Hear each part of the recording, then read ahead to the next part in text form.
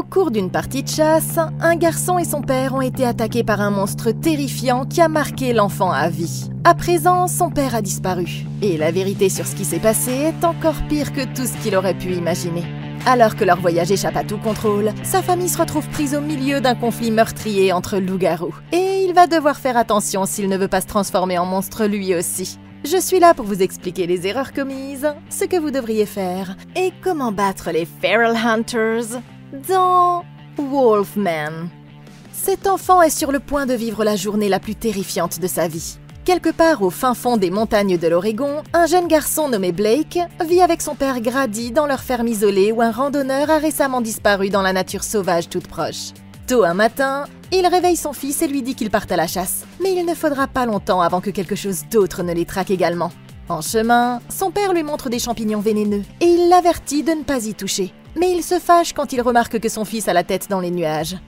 Il lui dit que dans la forêt, chaque instant n'est qu'une question de vie ou de mort, et que s'il est aussi strict, c'est parce qu'il veut assurer sa sécurité. C'est alors qu'ils aperçoivent un cerf qui sort de derrière un arbre, et Grady reste complètement silencieux en se mettant en position. Il vise avec sa lunette et s'apprête à tirer quand le cerf disparaît derrière des rochers. Et quand il se retourne, son fils a disparu. Parti seul de son côté, le gamin court le long de la pente pour essayer d'obtenir une meilleure visée. Mais alors qu'il cherche le cerf sur la crête, il aperçoit tout à coup un homme à l'allure débraillée qui l'observe de loin. Celui-ci disparaît sans laisser de traces au moment où il tourne la tête. Mais en tendant l'oreille, il peut l'entendre grogner tout près d'ici.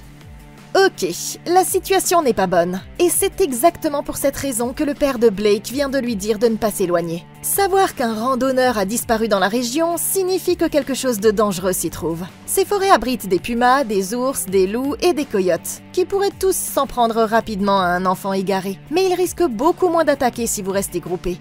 Qu'il s'agisse d'une attaque animale ou d'un simple accident comme une chute dans un précipice, on est toujours plus en sécurité si on reste ensemble. Et c'est pourquoi Blake n'aurait jamais dû s'éloigner de son père. Maintenant, il est sur le point de rencontrer quelque chose qu'ils n'ont jamais vu auparavant. Et bien qu'il n'ait réussi à l'apercevoir que brièvement, cette chose n'était clairement pas un animal. En fait, il ressemblait plutôt à un humain qui vivrait dans la forêt depuis un temps, disons, indéterminé. Ce qui rend la rencontre encore plus terrifiante. Mais la clé de la survie ici est avant tout de faire attention à ses agissements. Quand Blake l'a repéré à travers la lunette, la créature l'observait de loin jusqu'à ce qu'elle disparaisse tout à coup de son champ de vision. C'est le signe d'un comportement stratégique de prédateur. Elle traque Blake en attendant le bon moment pour frapper. Et c'est pourquoi la dernière chose à faire maintenant est de paniquer et d'essayer de s'enfuir. Ce serait un signe de faiblesse qui déclencherait les instincts prédateurs de la créature. Et sur ce terrain accidenté, elle serait capable de le faire tomber en quelques secondes. Au lieu de ça, il devrait faire pivoter son sac à dos sur le devant de sa poitrine et l'utiliser comme une armure de fortune pour protéger ses organes vitaux, puis reculer lentement jusqu'à un arbre et tirer un coup de semonce dans la direction générale de la créature. Non seulement ça permettrait d'attirer l'attention de son père sans avoir à crier à l'aide, ce qui pourrait être interprété comme un autre signe de faiblesse, mais en plus, le bruit assourdissant du coup de feu pourrait même faire fuir le monstre. Inquiet, le garçon se lève et commence à reculer, jusqu'à ce que tout à coup, quelque chose se précipite et l'attrape par derrière. Heureusement, ce n'est que son père qui est furieux contre Blake parce qu'il s'est éloigné de lui. Mais la leçon de vie devra attendre, parce qu'à ce moment-là, Grady commence à entendre les bruits lui aussi. Réfléchissant rapidement, il conduit le petit jusqu'à un mirador à proximité et verrouille la petite porte derrière eux, attendant patiemment avec son fusil pointé en direction de l'échelle. Pendant qu'il écoute, il distingue la créature qui les suit montant échelon par échelon, jusqu'à ce qu'elle s'approche si près qu'ils peuvent voir la vapeur de son haleine. Tout à coup, la créature frappe contre la porte et essaie de l'ouvrir. Mais ce n'est qu'une distraction, parce que pendant que Grady est concentré sur ce côté, la créature s'est faufilée discrètement autour du mirador jusqu'à ce qu'elle soit suspendue juste derrière lui. Mais juste au moment où elle est sur le point de le frapper, elle remarque un cerf et décide de s'en prendre à cet animal à la place, laissant l'homme et son fils sains et saufs. L'homme attend un moment, puis se redresse et regarde la pente à l'aide de sa lunette de visée. Il aperçoit alors le cerf, les tripes arrachées et avec une énorme morsure au niveau du cou. À ce moment précis, le monstre se précipite à nouveau juste à la limite de son champ de vision, et Grady tire dans l'arbre, ce qui le fait fuir cette fois-ci. Il se retourne vers son fils et lui ment en lui disant que ce n'était qu'un ours, mais qu'ils doivent rentrer rapidement à la maison avant la tombée de la nuit. Plus tard dans la nuit, à la ferme, Blake entend son père appeler son ami Dan par radio. Il parle de la créature qu'ils ont rencontrée dans les bois. Il est convaincu qu'il s'agissait du randonneur disparu et qu'il a contracté un virus mortel connu sous le nom de visage du loup. Et il veut aller chasser cette chose avant qu'elle ne revienne s'en prendre à sa famille une seconde fois. Ok, il s'en est fallu de peu. Ils ont de la chance d'être en vie. Et maintenant, il semble que Grady veuille se lancer à la poursuite de cette créature. Mais d'abord, il va falloir qu'il comprenne ce qu'il affronte. Il est convaincu que ce monstre est en fait le randonneur égaré qui aurait contracté une maladie semblable à la rage alors qu'il était coincé dans les montagnes. Bien qu'il ne sache pas exactement ce qu'il a, le fait de pouvoir établir une comparaison avec une maladie connue permet d'avancer quelques idées. La rage est un virus d'origine animale qui se propage par morsure, provoquant des accès de violence et un comportement hyper-agressif chez toute personne infectée. À mesure que le virus progresse, il amplifie l'essence de l'ouïe et de l'odorat de la victime, ce qui la rend encore plus mortelle la nuit. La contrepartie, c'est qu'il entraîne également une photophobie intense, c'est-à-dire une sensibilité à la lumière et une surstimulation neurologique, ce qui la rend beaucoup plus vulnérable pendant la journée. Tout ça pour dire que Grady aura l'avantage pendant la journée, mais que le monstre prendra le dessus la nuit. Le meilleur moment pour chasser serait donc quand le soleil est levé. Ouais, et il faudra alors chercher des endroits sombres et isolés où le monstre pourrait avoir fait sa tanière. Il devra cependant faire attention, parce que même avec son fusil, un combat à 1 contre 1 pourrait facilement devenir mortel. Mais s'il est malin, alors il y a un moyen d'arriver à ses fins sans avoir besoin d'un affrontement direct. Quand ils étaient dans les bois, Grady lui a montré un ensemble d'amanites phalloïdes qui contiennent une substance chimique appelée amatoxine, une des toxines les plus mortelles au monde. Seulement 0,1 mg par kilogramme de poids corporel est considéré comme une dose mortelle. Ce qui veut dire que pour une personne de 70 kg, 7 mg serait mortel. Et un seul champignon de la mort en contient entre 10 et 15 mg. Si c'était moi, j'utiliserais des gants pour éviter de toucher directement les champignons et j'en réduirais 2 en fine poudre que je mélangerais ensuite à plusieurs morceaux de viande crue et que je laisserais en guise d'appât près de la créature qu'elle a attaquée la dernière fois. En tout cas, si la créature mord à l'hameçon et consomme les champignons, elle devra tomber raide morte en moins de 24 heures. Et ça permettra donc à Grady de la tuer sans avoir besoin de se battre au corps à corps. 30 ans plus tard, Blake a grandi et vit à San Francisco avec sa femme Charlotte et sa fille Ginger. Et il est actuellement pris entre 2 emplois comme écrivain. Après tout ce qu'il a vécu avec son père, il fait de son mieux pour être à l'exact opposé de l'homme avec lequel il a grandi. Mais il ne se doute pas à quel point leur vie est sur le point de basculer dans l'horreur. À la maison, ils sont en train de se préparer le dîner quand sa femme fait irruption, toujours occupée par un appel professionnel, et dépose une pile de courrier sur le buffet. Lorsqu'il l'ouvre, il apprend que son père a été officiellement déclaré mort par l'État de l'Oregon, et découvre que tous ses biens, y compris sa vieille ferme, ont été légués à Blake. Bien qu'il s'y attendait depuis la disparition de ce dernier depuis longtemps, il souffre tout de même de voir la nouvelle officialisée, et il aurait voulu que tous les deux aient une dernière chance de se parler encore une fois. Le lendemain, Charlotte retrouve Blake dans les escaliers devant son bureau, et elle sent bien qu'il n'est pas au mieux de sa forme. Il lui propose tout à coup de passer des vacances en famille dans la vieille maison de son père. Bien qu'elle hésite à prendre congé, il réussit finalement à la convaincre de s'y rendre. Mais il est loin de se douter que cette idée constituera sa plus grosse erreur. La famille loue un camion de déménagement et voyage loin dans la nature sauvage de l'Oregon. Mais ce qui commence par une amusante virée en famille devient rapidement dangereux quand Blake ici se rend compte qu'il est perdu. Sans aucun réseau cellulaire pour vérifier leur GPS, leur seul choix est de consulter les vieilles cartes routières au lieu de ça. Mais alors que ses parents sont distraits, la jeune fille remarque quelque chose qui les observe depuis un mirador à proximité. Charlotte s'inquiète quand elle remarque qu'il porte un fusil.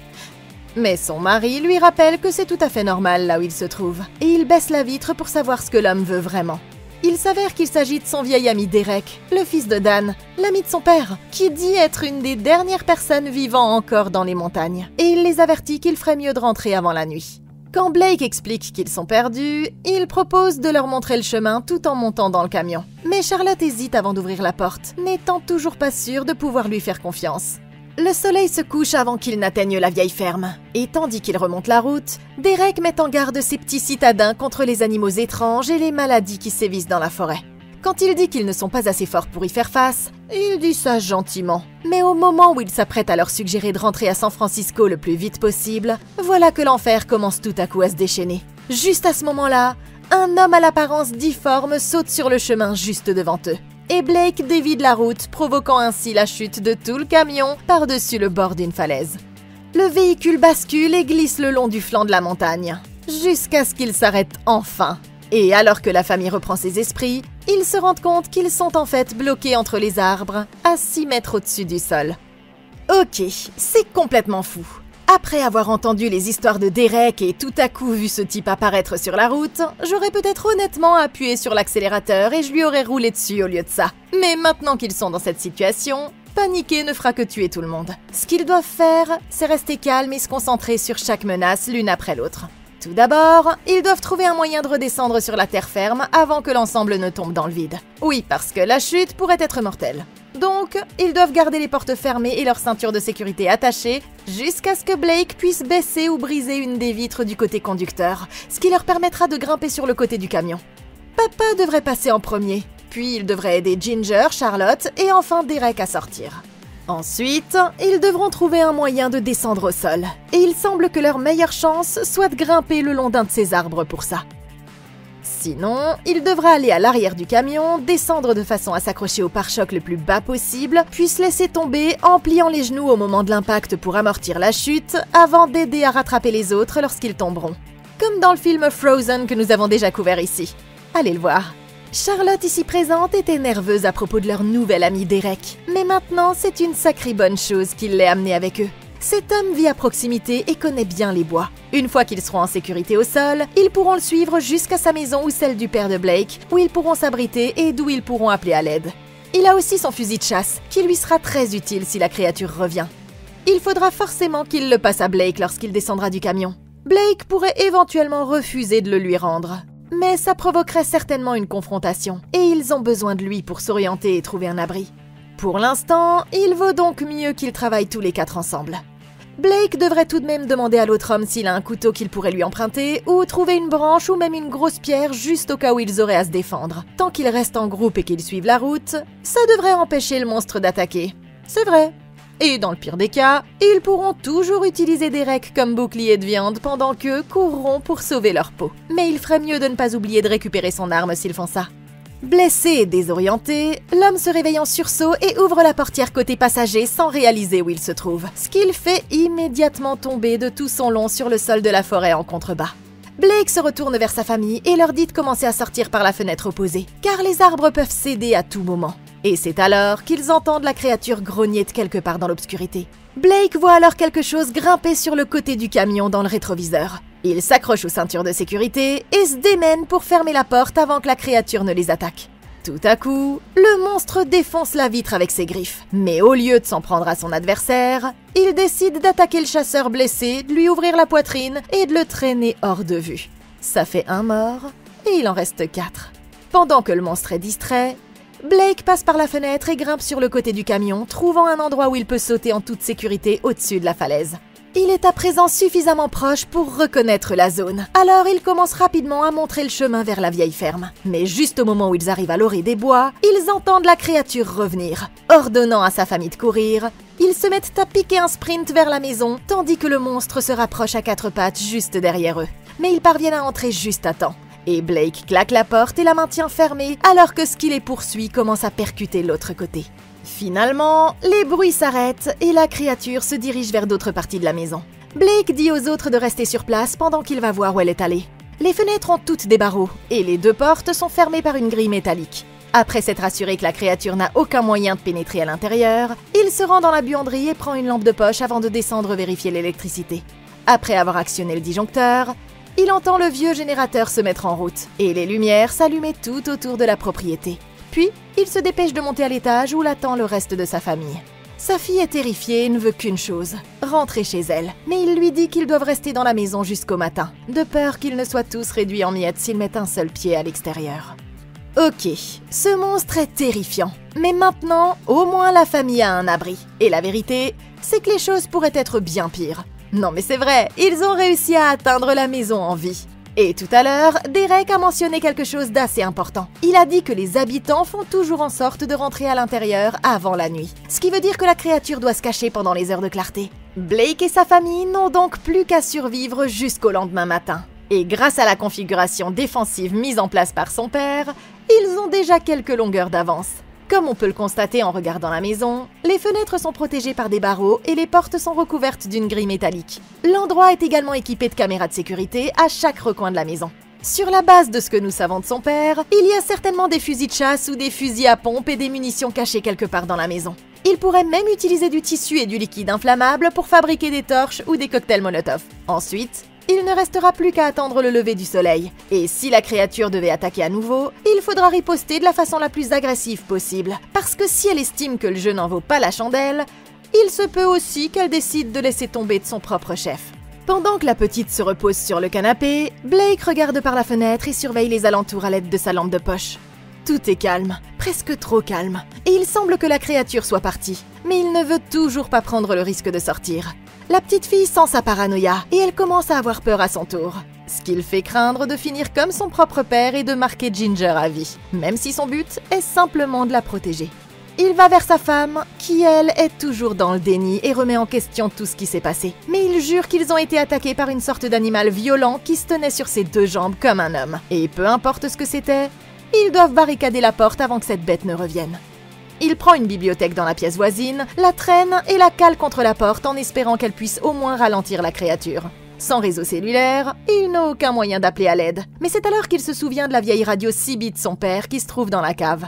Il la sort de sa boîte et essaie d'appeler sur n'importe quel canal disponible. Mais de nos jours, il n'y a plus personne dans la montagne pour la capter. À ce moment-là, il remarque une odeur de bœuf provenant de derrière un rideau. Et Blake découvre une vieille réserve remplie de viande séchée. Comme il a faim, il décide d'en prendre une bouchée. Mais c'est tellement dur qu'une de ses dents tombe immédiatement. Il réalise alors qu'il a été blessé bien plus gravement qu'il ne le pensait. Et il a une plaie douloureuse sur le bras qui a besoin d'être soignée, genre illico. Il trouve une trousse de premiers soins et applique quelques antiseptiques avant d'envelopper la plaie dans des bandages. Charlotte fait remarquer que ça ne ressemble pas à une lésion normale, mais il ne se doute pas que les choses sont sur le point de s'aggraver. Ok, les blessures de Blake s'aggravent peut-être, mais maintenant qu'ils ont eu plus de temps pour explorer la maison, ils viennent de trouver deux objets incroyablement utiles qui pourraient les aider à survivre. La radio CB et la vieille réserve à viande. Commençons par la radio.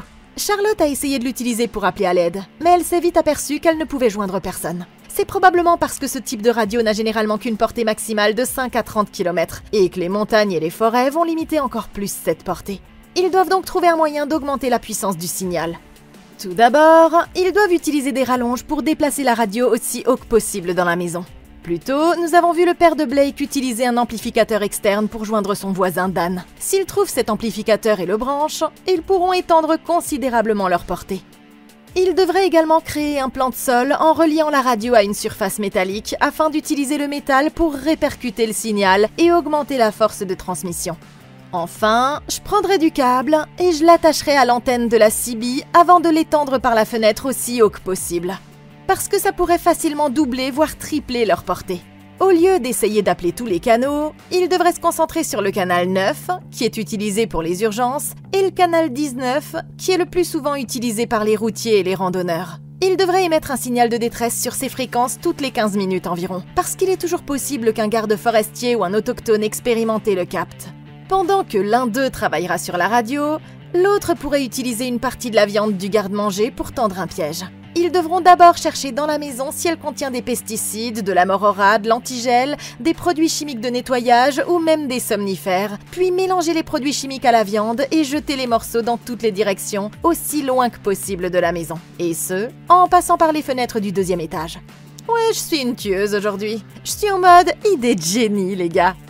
Avec un peu de chance, la créature mordra à l'hameçon et mourra en quelques heures à cause du poison, ce qui leur permettra de s'échapper dès qu'ils le jugeront opportun. Après l'avoir rafistolé, Blake se remet à rebâtir la porte pendant que sa femme reste au sous-sol pour essayer d'appeler les secours par radio.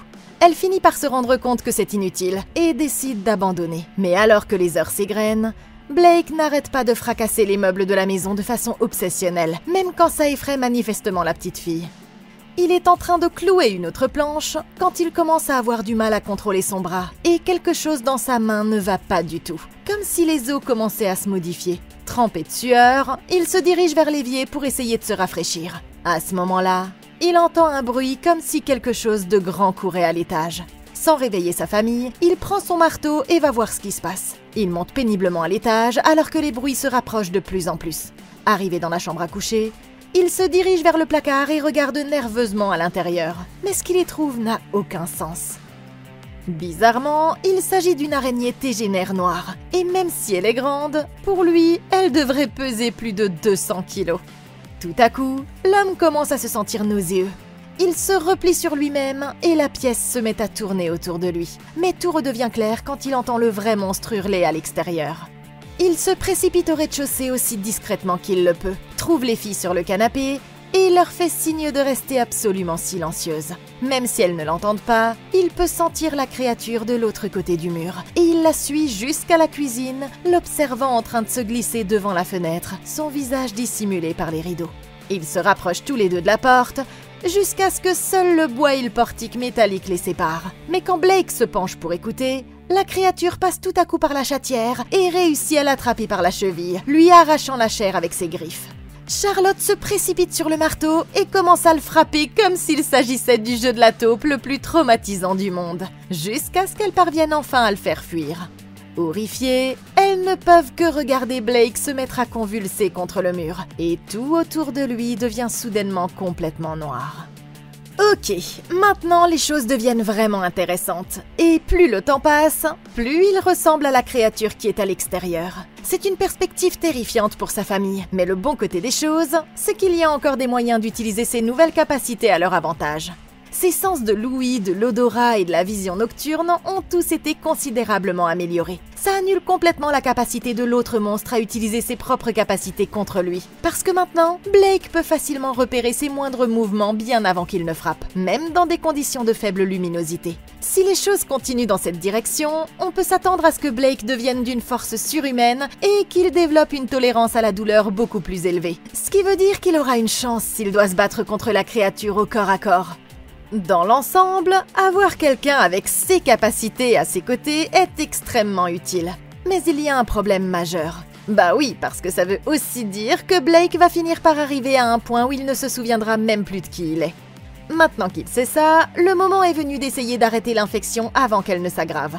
Charlotte a déjà essayé d'appliquer des antiseptiques traditionnels sur la plaie, mais en vain. Ce qui veut dire que la maladie se propage déjà dans tout son organisme. En dernier recours, il pourrait essayer de couper l'infection à la source en amputant son bras. Je veux dire, comme l'infection en est encore à ses débuts, ça pourrait l'empêcher de continuer à s'aggraver. Et puis, dans le pire des cas, il aura un bras en moins pour les attaquer s'il devient un loup-garou à part entière. À présent, il est plus d'1h30 du matin lorsqu'il se réveille enfin. Et en regardant autour de lui, les choses semblent différentes. Comme si l'obscurité normale était remplacée par une pâle lueur bleue. Il peut entendre une voix venant d'en bas, mais elle semble étrangement déformée, comme s'il écoutait une conversation depuis l'intérieur d'un aquarium. Il descend au sous-sol en clopinant et trouve sa femme qui appelle toujours à l'aide à la radio. Mais bizarrement, il ne comprend pas un seul mot de ce qu'elle dit. Enfin, du point de vue de sa femme, la cave est plongée dans l'obscurité et elle n'a aucune idée de sa présence jusqu'à ce qu'elle perçoive qu'il est tapi dans la pénombre juste derrière elle. L'homme a une mine épouvantable, des taches sombres commencent à apparaître sur tout son visage, et quand elle cherche à savoir ce qui ne va pas, il n'arrive même plus à formuler une phrase cohérente. Comme si ça ne suffisait pas, il se met à faire pipi dans son pantalon devant elle, ce qui montre qu'il est en train de perdre complètement la maîtrise de son corps. Ne sachant plus quoi faire, Charlotte met son mari au lit dans la chambre en face de celle de leur fille, et il constate que des touffes de cheveux commencent à tomber. Elle prend un stylo et du papier et lui demande d'écrire ce dont il a besoin à la place. Il déploie toutes ses forces pour écrire un seul mot. Mourant. La situation n'est pas brillante, mais sa femme n'est pas encore prête à abandonner. Elle lui dit qu'elle l'aime et qu'il doit s'en sortir pour le bien de leur famille. Le seul problème, c'est qu'elle n'a aucune idée de la gravité de la situation. Parce que du point de vue de Blake, il est le seul à être censé ici. Parce que sa femme ressemble à une sorte d'extraterrestre violet dont les yeux sont d'un bleu phosphorescent. Inquiète, Ginger vient les voir et sa mère lui dit qu'elles l'emmèneront à l'hôpital dès le lendemain matin. L'homme se penche plus près d'elle, essayant toujours de la rassurer. Mais c'est alors qu'elle remarque que son bras saigne encore plus qu'avant. En remontant sa manche, elle découvre avec horreur que le bandage est entièrement imbibé de sang et que son bras pourrit à une vitesse alarmante. Tout à coup, l'homme saute du lit et se précipite dans le coin, griffant son bras en décomposition et mordant des morceaux de chair alors même que d'autres dents commencent à tomber. La vue de sa femme terrifiée le fait enfin sortir de cet état et titubant jusqu'à la porte, Blake leur fait comprendre qu'elles doivent l'aider avant qu'il ne soit trop tard. Mais tout le monde sait que l'homme-loup du début pourrait revenir d'un moment à l'autre. Charlotte regarde à l'extérieur et aperçoit le pick-up de l'homme près de la grange, ce qui lui donne une nouvelle idée. Elle se rappelle qu'elle a trouvé les clés et une batterie de rechange au sous-sol. Elle descend les chercher avant de prendre un couteau de cuisine juste au cas où, parce qu'ils vont encore devoir arriver jusqu'au véhicule en un seul morceau. Ok, maintenant ils arrivent enfin à quelque chose. Si l'un d'entre eux doit survivre, le véhicule de Grady est leur meilleure chance de salut. Ils ne peuvent donc pas se permettre de gâcher cette opportunité. Bon, Charlotte pense que la furtivité est la clé, mais honnêtement, ce serait une véritable perte de temps. Si l'ouïe de la créature est comparable à celle d'un loup, elle est 16 fois plus puissante que celle d'un humain moyen. Même un paix partant venteux aura l'air d'une corne de brume selon sa perspective. Du coup, au lieu d'essayer de ne pas se faire remarquer, ils doivent partir du principe que le monstre sait déjà exactement où ils sont et s'efforcer de se rendre plus difficile à attaquer. Mais ce n'est que mon avis, je ne sais pas. Une fois qu'ils seront sortis, Blake devrait ouvrir la voie et leur servir de bouclier de viande. Comme il a déjà été infecté, la situation ne peut pas être pire pour lui. Et grâce à ses sens aigus, il sera capable de remarquer l'arrivée du monstre et pourra avertir sa famille. Quant aux filles, elles devront se munir d'armes. Ma préférence irait vers un couteau de cuisine et une torche de fortune. Elles devraient également se munir de lampes de poche, parce que non seulement elles les aideront à voir, mais le fait de braquer la lumière directement dans les yeux du monstre permettra certainement de l'étourdir en raison de sa sensibilité accrue, et donc de pouvoir lui infliger un coup critique. Si le monstre attaque sur le chemin vers le pick-up, Blake devra se battre contre la créature et faire diversion. De cette façon, sa famille aura au moins une chance de survivre. Nerveuse, elle ouvre lentement la porte, puis se précipite une fois qu'elle a vérifié que la voie est libre. Mais les bois sont si silencieux que le moindre bruit fera sonner l'heure du dîner. Avant qu'il ne puisse aller où que ce soit, elle doit d'abord faire démarrer le véhicule, mais le moteur refuse de tourner. Il crachote bruyamment avant de s'éteindre à chaque fois qu'elle tourne la clé. Le moteur se met enfin à tourner, et Charlotte se dépêche de fermer le capot. Mais au moment où elle actionne les essuie-glaces pour enlever la saleté, ils se retrouvent tout à coup face à face avec l'homme-loup qui leur grogne dessus depuis l'autre côté de la vitre. La créature passe son bras à travers le pare-brise et arrache le sélecteur de vitesse, les privant ainsi de tout moyen de faire avancer le pick-up. Charlotte appuie inutilement sur l'accélérateur, ce qui fait tourner le moteur au maximum. Et elle entaille la main de la créature avec son couteau jusqu'à ce qu'il se rende compte que cet abruti de Wolfman est coincé en fait. Alors ils décident plutôt de s'enfuir en courant. Ils n'ont pas le temps d'atteindre la maison, alors ils prennent une échelle et grimpent au sommet d'une serre à proximité pour se mettre à l'abri, en la tirant derrière eux pour que le monstre ne puisse pas les suivre. En regardant à travers cette barrière translucide, ils ne peuvent que contempler la créature marcher lentement sous leurs pieds, attendant que le toit finisse par céder. Tout à coup, le loup-garou se met à bondir dans leur direction, perçant le plastique de ses griffes. Et quand Ginger tente de ramper pour se rapprocher, elle manque de tomber dans une des déchirures. Mais ses parents la remontent juste à temps. Blake fait signe à sa femme de courir vers la maison pendant que lui éloignera la créature. Sans leur laisser le temps de réfléchir, l'homme descend du toit et s'enfonce dans la forêt, tandis que le loup-garou se précipite à sa suite. Les filles descendent en vitesse et courent vers la maison, tandis qu'au loin, elles entendent les sons des deux hommes loups qui s'affrontent. Mais elles n'ont aucun moyen de savoir si c'est Blake ou le monstre qui gagne. Et si c'est Blake qui perd, elles ne tarderont pas à être les prochaines à y passer. Ok, ça, c'est un vrai désastre. Et tout ça est dû à la façon dont Charlotte a craqué sous la pression. Le plan se déroulait parfaitement bien, jusqu'à ce que cette vieille gueule enragée se pointe. Mais si elle avait simplement appuyé sur l'accélérateur et donné un brusque coup de volant sur le côté, elle aurait pu générer suffisamment d'élan pour l'envoyer bouler et le faire décoller du capot du pick-up. Et ensuite, tout ce qu'ils auraient eu à faire, c'est de rejoindre la civilisation avant qu'ils ne tombent en panne sèche. Ils sont maintenant pratiquement revenus à la case départ, sauf que cette fois, c'est encore pire, parce que leur seul moyen de transport est mort. Et en plus, leur meilleur combattant est parti dans les bois pour un combat à mort entre hommes-loups. Mais cela étant dit, il y a encore quelques moyens de faire avancer le véhicule. Et donc, agir maintenant pendant que le monstre est distrait sera leur meilleure chance. Pendant l'attaque, le monstre a arraché le sélecteur de vitesse, ce qui l'a empêché de mettre le véhicule en marche. Mais en réalité, il n'a endommagé que la poignée, alors que les mécanismes internes sont restés intacts. Tout ce que Charlotte a à faire, c'est de trouver un tournevis ou une pince et de les coincer dans l'ouverture où la poignée était attachée. Elle pourra alors enclencher la vitesse et repartir comme si de rien n'était. Autrement, elle devra demander à Ginger de serrer les freins pendant qu'elle sortira et ouvrira le capot. Et franchement, qui ne voudrait pas voir ça? Bref, Elle trouvera le boîtier de transmission près de la cloison pare-feu côté conducteur qui sépare la cabine du moteur. Et là, il y aura un autre levier de vitesse qu'elle pourra actionner manuellement pour enclencher la vitesse. Ce qui leur permettra de sortir de cet enfer avant que les loups-garous ne reviennent. À l'intérieur, Ginger est furieuse contre sa mère d'avoir laissé son père derrière elle. C'est alors qu'elle entend le bruit d'une bête qui gémit et s'approche de la porte de derrière. Et quand elle regarde par la fenêtre, elle voit qu'il s'agit en fait de Blake, qui a l'air d'être à l'article de la mort. Terrifiée mais ne sachant trop quoi faire d'autre, elle ouvre la porte pour le laisser entrer. Mais il les dépasse en titubant et pénètre dans l'autre pièce, où il s'effondre contre le fauteuil inclinable dans un état d'épuisement total. Quand la jeune fille s'approche, elle voit que sa transformation est de plus en plus grave. Et bien qu'elle essaie de l'atteindre, il a perdu toute capacité de communication. À ce moment-là, Blake est pris de douleur. Il vomit du sang et le doigt de quelqu'un sur le sol. Les cris des filles déclenchent une sorte d'instinct prédateur. Il saute par-dessus la table de la cuisine et plaque Charlotte contre le plan de travail. Mais elle campe sur ses positions sans crainte jusqu'à ce qu'il reprenne le contrôle et que son mari commence lentement à se souvenir de qui il est. Horrifié par ce qu'il est devenu, Blake se rend compte que son seul choix est de partir avant que la situation n'empire. Mais aussitôt qu'il ouvre la porte, l'homme loup original l'attend de l'autre côté. Et il bondit sur lui en essayant de lui arracher le cou à l'aide de ses griffes. Ils se battent tous les deux sur le sol jusqu'à ce que le monstre prenne finalement le dessus, projetant Blake à travers la cuisine et lui plaquant la tête contre le sol. Mais à ce moment-là, Charlotte se précipite et lui plante un couteau dans l'épaule, distrayant ainsi la bête qui se retourne pour s'en prendre à elle ensuite. Réfléchissant rapidement, elles cachent leur fille dans une des chambres à coucher au moment où Blake revient à la charge. Mais cette fois, l'homme loup le projette contre l'étagère et l'assomme d'un seul coup. Il est en train de traîner l'homme par les chevilles quand Charlotte se met à le frapper avec un tisonnier de la cheminée. Mais ses attaques ne font guère de dégâts, quels que soient les efforts qu'elle déploie.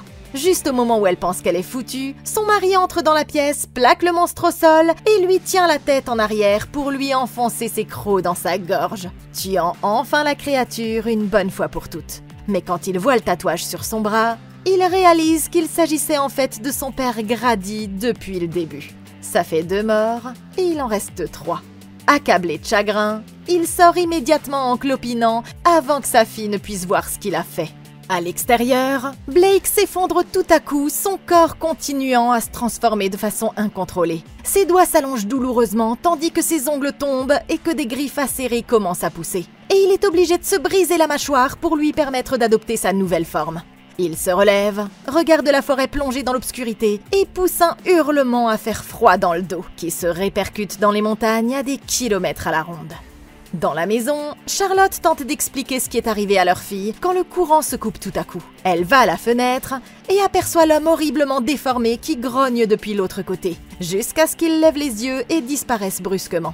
Il se met à faire claquer des objets quelque part à l'étage. À ce moment-là, elles entendent le bruit incomparable du verre qui se brise. Sachant que le monstre est à l'intérieur, elles commencent à reculer lentement vers la porte, sans se douter qu'il est déjà en train de descendre l'escalier à quelques mètres d'elles. Tout à coup, le monstre apparaît juste derrière Ginger, et toutes les deux s'enfuient terrifiées. Au lieu de les attaquer, il les coince contre le mur et tend lentement la main vers leur fille. Mais Charlotte lui entaille instinctivement le bras avec le couteau, et il l'arrache péniblement tandis qu'elle court vers la porte. Ok, bon voilà pour les vacances magiques qui devaient arranger leur relation. Le bon côté des choses, c'est qu'au moins maintenant, Charlotte et Ginger seront beaucoup plus proches grâce au lien de traumatisme qu'elles partagent. Enfin, si elles survivent. Mais une chose est sûre, quand ton road trip familial se passe si mal qu'il se termine par ta transformation en un mutant hideux et enragé ne contrôlant ni son esprit ni son corps, il n'y a plus qu'une chose à dire. Désolé Blake, mais tu as merdé. Écoute mon grand, je sais que tu voulais bien faire. Je veux dire, c'était évident.